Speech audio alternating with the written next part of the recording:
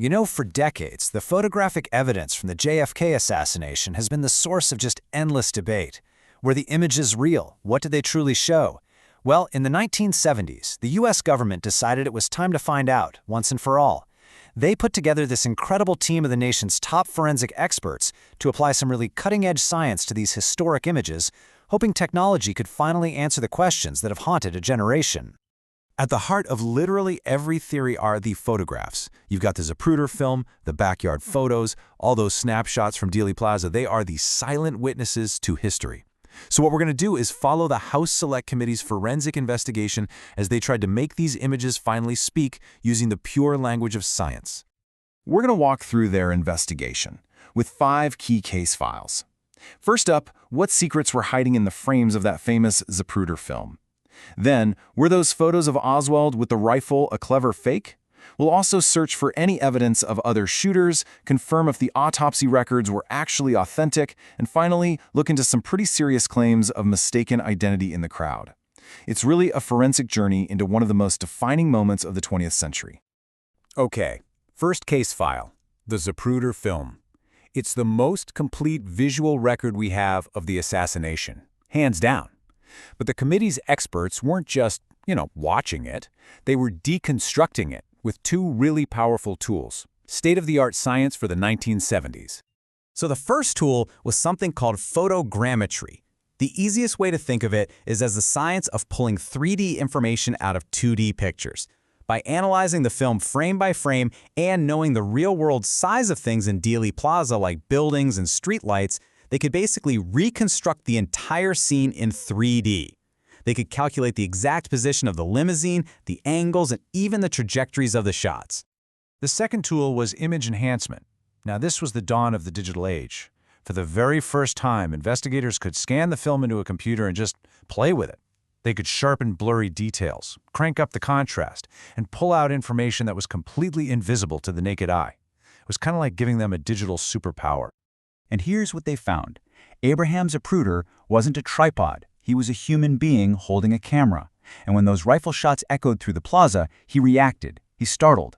And those reactions showed up in the film as these tiny, almost impossible to see blurs, or jiggles. The panel pinpointed these jiggles and made a pretty stunning discovery. They lined up almost perfectly with the acoustic evidence for shots 1, 2, and 4. The film itself was recording the timing of the gunshots. All right, now for one of the most persistent controversies of them all, the backyard photos of Lee Harvey Oswald holding the assassination weapon. For years, critics have claimed these were just clumsy fakes, a montage slapped together to frame him. So the committee put that claim directly under the microscope. This quote from a British forensic expert who wrote to the committee really sums up the critics' position perfectly. He argued the photos had obvious signs of being doctored, that the lighting was all wrong, and that in a British court they'd be tossed out as evidence in a second. To him, it was an open and shut case of forgery. But the committee's panel saw things very differently. They tackled these forgery claims one by one, that unnatural line on Oswald's chin. Turns out it only appeared under extreme digital enhancement. It just wasn't on the original negative. Those inconsistent shadows? Totally explainable once you realize there was bright sunlight reflecting off a white fence just out of frame, and the claim that the backgrounds were identical, suggesting a pasted-on figure. The panel actually measured the parallax and found tiny shifts, proving the camera had moved between each shot. And this is where the power of photogrammetry really just shines. The panel used the photos to calculate the precise dimensions of the rifle Oswald was holding. They then compared those measurements to the actual rifle stored in the National Archives. And look at these numbers. They were a near-perfect match, with an average margin of error of just 1%. Dimensionally, it was the same weapon. But the real nail on the coffin was what they called the camera signature. A cheap camera like Oswald's Imperial Reflex had these tiny, unique imperfections inside it, nicks and scratches that left a distinct pattern on the edge of every negative, like a fingerprint. When the panel took new photos with Oswald's actual camera, they found the exact same signature as on the backyard photo negatives. The conclusion was inescapable. The photos were authentic, and they were taken with Oswald's camera.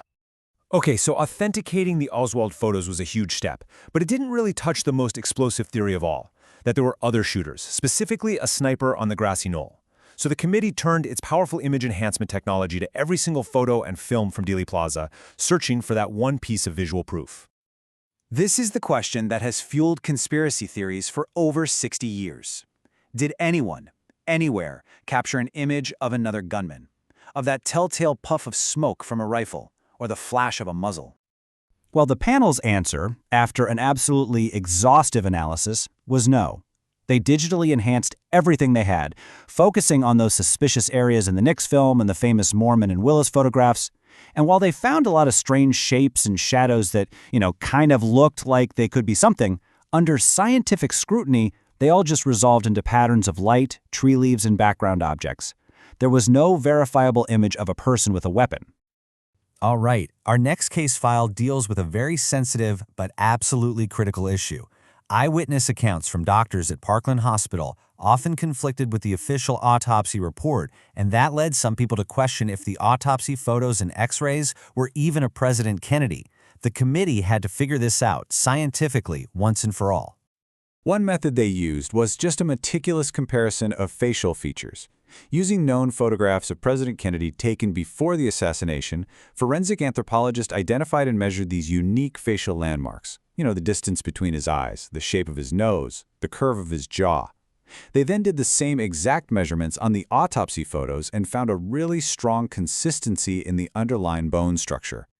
But the truly definitive proof, the thing that was just undeniable, came from the x-rays and a concept known as the sinus print. So your frontal sinuses, the air pockets in the bone right above your eyes, have this unique scalloped edge. This pattern is as individual as a fingerprint. The panel compared x-rays of JFK taken before the assassination to the autopsy x-rays. The sinus prints were a perfect match. There was absolutely no doubt they were looking at the same person. And finally, the investigation turned to the faces in the crowd. Over the years, researchers had pointed to certain bystanders in photos claiming they were known conspirators. The panel used forensic science to try and settle these lingering questions of mistaken identity. Take this man, for example, photographed on Houston Street. He had a pretty striking resemblance to a guy named Joseph Miltier, a right-wing extremist who had reportedly talked about plans to kill the president. Could this really be him, right there at the scene? Well, the clue was hiding in plain sight, a street sign. Using photogrammetry, the panel used the known dimensions of a no parking sign in the photo to calculate the spectator's height. Their estimate put him at 5'10". Joseph Miltier was only 5'4". That 6-inch difference made it statistically pretty much impossible for the man in the photo to be Miltier. Next up, one of the most famous controversies, the man in the doorway of the Texas School Book Depository, the guy captured in the Alton's photograph. Now, if that man was Lee Harvey Oswald, like some people claim, he couldn't have been on the 6th floor. Oswald's co-worker, Billy Lovelady, always claimed it was him. So who did the science say it was? Well, while there is a general resemblance, the facial metrics told a totally different story. The panel's forensic anthropologists measured key facial ratios and found some really significant differences. The doorway man's face was longer, his jaw narrower than Oswald's. Now, these proportions didn't prove it was Billy Lovelady, but they strongly indicated it was not Lee Harvey Oswald. And that kind of brings us to our final question, doesn't it? The work the committee's photographic panel did was, well, it was remarkable. They showed that science can tell you if a photo is a fake. It can measure a rifle in a picture, identify a person from their sinus print, and figure out a spectator's height from a street sign. It gives you a bedrock of facts. But it can't tell you the ultimate meaning of those facts. It can't settle the debate over why it all happened. It authenticates the evidence, but it leaves the final interpretation and all those enduring questions to us.